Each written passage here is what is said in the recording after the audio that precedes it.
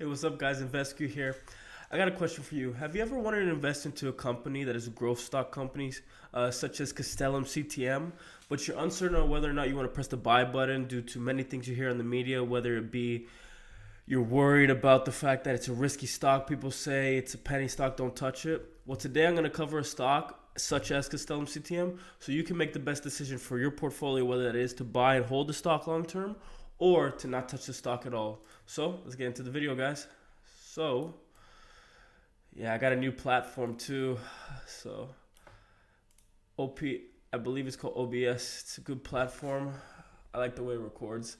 Anyways, so first off, disclaimer: I am not a financial advisor, and I am not somebody. I'm not a professional in that sense. I'm just somebody that does understand the stock market. And again, this is for This video is mostly for entertainment purposes. So just keep that in mind that you should always make the best educated decision for your portfolio. Now, first off, because again, just like the title says, we're talking about the good, the bad, and the ugly. I'm going to start off talking about the bad things about this company. And again, even though I personally invest in it and I look to hold for the long term, I don't want to be a biased trader. You never marry a stock. You never hold on to a stock and don't sell if your thesis is broken for a long-term position. You never marry a stock. You do sell when you are wrong. But again, I am not doing that with Castellum CTM, but I'm just letting you know what the risks are when it comes to this specific stock. And these are pretty normal with growth stocks, just so you know. Now, okay, so we are in a very bad downtrend when you look at the price action. In fact, when you look at the price action specifically, you can see here, this is a daily chart, and this is over just over the past year, give or take. Yeah, so we've been in a balance range for the past year with certain spikes up and down. However, the all-time highs is $2.83. Now, but then when it comes to the past, let me see here. This was in July. Right here, this specific daily candle is July 18th. It's been nothing but downtrend, a look above up, another look above up, and then we continue to downtrend. We are at the pretty much the not all-time lows totally, but we are at a low that we haven't been at for a long time. Now, there is lots of volatility with this stock due to the fact that it is a micro-cap stock. There's lots of risk involved. So obviously with stocks like this, you are going to get risk or high volatility, and it does scare out a lot of investors. So just keep that in mind. This stock is not for the faint of heart. You do have to have a strong stomach to be able to handle this, and you do have to have a lot of patience and a lot of stress tolerance in general. Now, the sentiment with a lot of people that do invest in this or are interested in invest with it is their main worry, besides losing their money and this company going nowhere, like ever, and just going straight to zero, filing for bankruptcy, is they are worried that if they invest, it's going to be dead money. Now, keep in mind, I don't trade the stock. I do long-term invest, and I am the type of person that is comfortable holding onto a position for 5 to 10 years if needed. Obviously, I'm going to do things to build up and have cash on hand for other opportunities in other companies. But for this stock specifically, I have a pretty solid position. It is my biggest holding. And I'm not dollar cost averaging right now. I'm just buying and holding. I'm adding to other positions in my portfolio, and I continue to add to my emergency fund and my savings in general, and just have more cash on hand to have more opportunities for other stocks as well. Now, again, that is the sentiment that I do here online. So just keep in mind, if you're worried about this being dead money and you're not patient enough, can reconsider whether or not you would like to invest into this stock. That's not my problem. Might be yours. Again, everyone has their own preference. Now, they are heavily reliant when it comes to contracts, and again, that obviously does have certain problems because if they can't get organic growth with revenue from operations and the services they provide, and they only get revenue quarter after quarter and year over year from just contracts, especially if funding slows down, funding stops, and contracts slow down, obviously that could be a problem, and that's something that you got to be careful in, and you got to take into consideration when you look at a company like Castellum CTM. Whoa. Oh, hold on. Yeah, the camera just got a little fuzzy right there. Sorry, guys. Now, there has been also when it comes to insider activity, buying and selling. If you look over here, don't just take what you see on Reddit just completely go with it. Obviously, if you see something on Reddit, because you can get information from it, but if you see something, do your due diligence and just look for actual credible sources. But if you look over and the company, Castellum CTM, the CEO Glenn Ives did publish a article for all investors to be completely transparent with what's going on with Jay Wright, the former director. He was a director on the board. He stepped down and he left the company, and he has been selling his shares. And Glenn Ives was very transparent about all this that was going on, but still, it has been very frustrating for lots of investors. So that's just another thing to keep in mind, and that's just another risk and I guess you could call it red flag for the company. I wouldn't say red flag, more of a risk. A red flag would be something like, you know, something along the lines of their debt has started to increase, and at that point they have more dilution due to the fact that they're increasing the amount of shares that are available. And you hear stuff on the news about them filing for bankruptcy. Like, that's what I consider a red flag. This is more of just another risk and another cautionary signal to take into consideration. But you can look it up on the website itself, and you can find the article where it's talked about this. And just overall, they are in a very competitive market. Just in the defense market with the military and AI, it's a very competitive market. And overall, the AI market itself has, recently. So I view it as an opportunity in the whole market in general. But, not everybody views it the same way, and a lot of people have less tolerance for risk. So, do your own due diligence and do what works best for you. But overall, those are all of the bad news and the cautionary signs that I have to discuss with Castellum CTM. So let's get to the good stuff now. Now, it's not official yet, but reports state that their annual income or their annual revenue from the year 2025 could be as much as $50.8 million, which is much better compared to the the annual revenue of 2024, which was 44.8 million. Which was 44.8 million. So that signals roughly a 13% increase year over year in revenue. Now, for a microcap stock, they do have a decent cash position. It is stated and reported that the cash that they have on hand at the moment is 17.8 million, and they have reduced their debt to almost nil, to almost zero. Currently, it stands at about 3.3 million. Again, do your due diligence. I did the research, but just please, anybody in the comment sections is more than free to correct me if I am wrong. But again, that is a decent cash position for microcap stocks, which is Castellum CTM. They do have good leadership. The CEO, Glenn Ives, has 30 plus years experience in the military.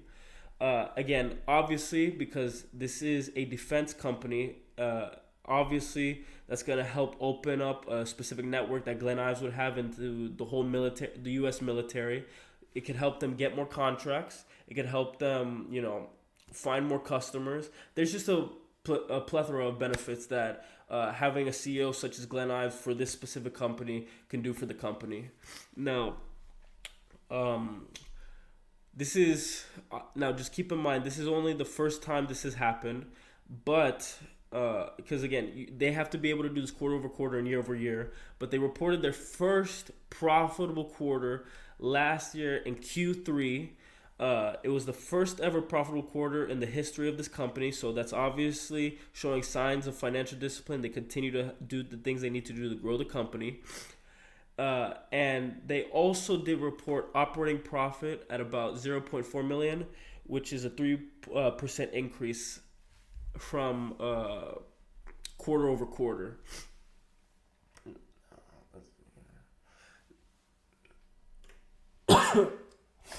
Sorry, guys. I did mention that one of the risks is if they can't continue to gain more contracts. I'm saying for the future, if that is a struggle, that would be bad. However, good news, they continue to get more contracts throughout time.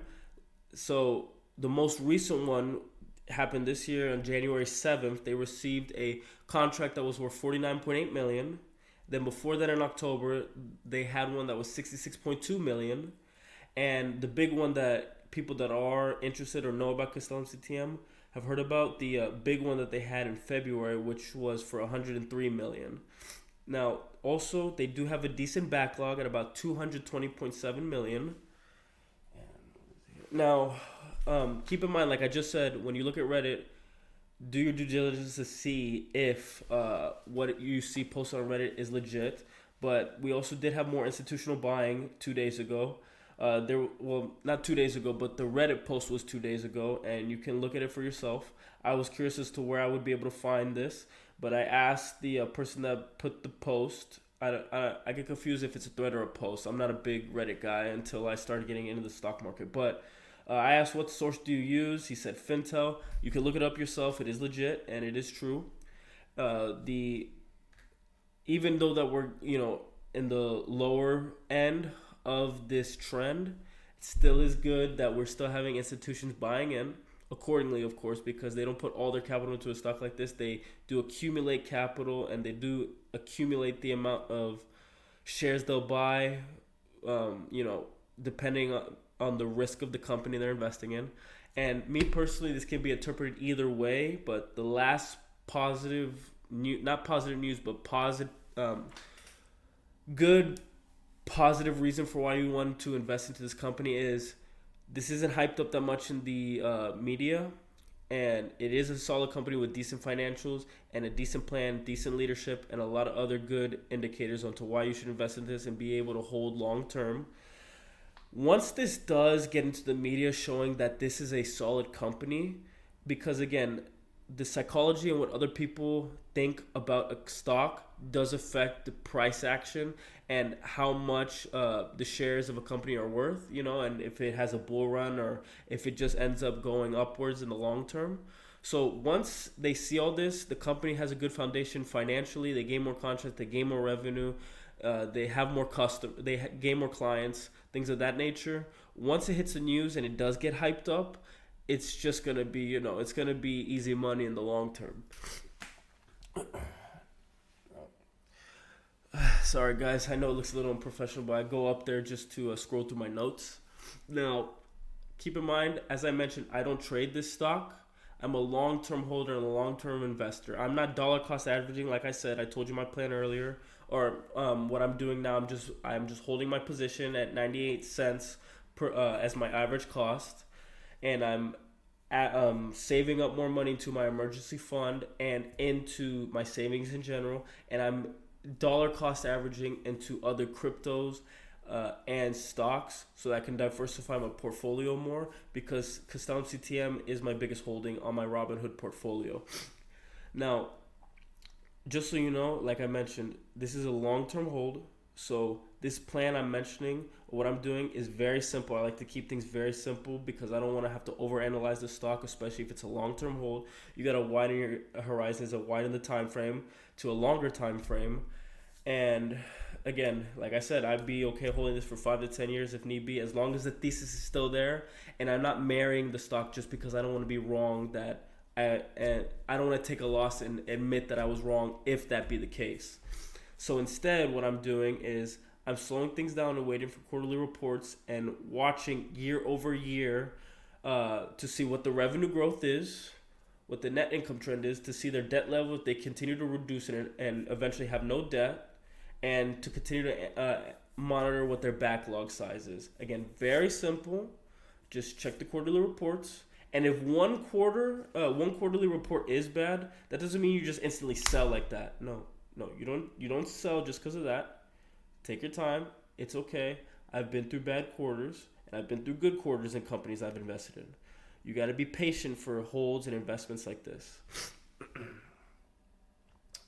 Now, lastly, since I do like to help out people that do invest, it would be wrong of me not to mention the people that did help me when it comes to finding stocks and when it comes to investing into companies specifically. I would highly recommend that you check out the YouTube channel Will Rich. He does have a specific product called Prophecy AI. It is something that helps you analyze and gives you technical analysis and fundamental analysis into any company you're interested in trading or investing long term. And if you look at his YouTube channel, you'll be able to see the types of content he posts and also what it is he's offering and what type of classes and stuff he does to help people learn in the market to be able to become better investors and better traders.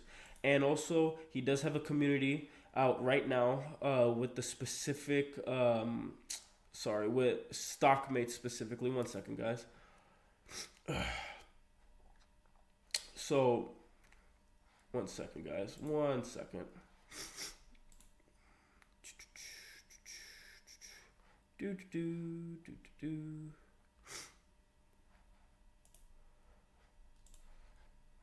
Let's see here. Let's see if I can find it for you guys. Sorry, I don't want to waste your time with me struggling to find things for you, but let's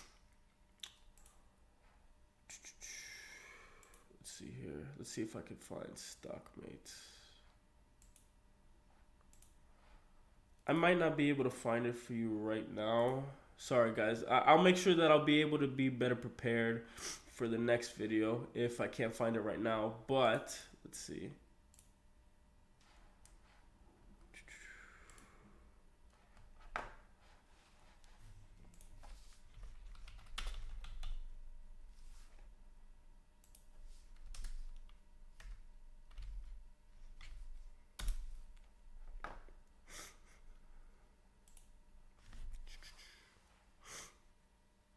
Yeah.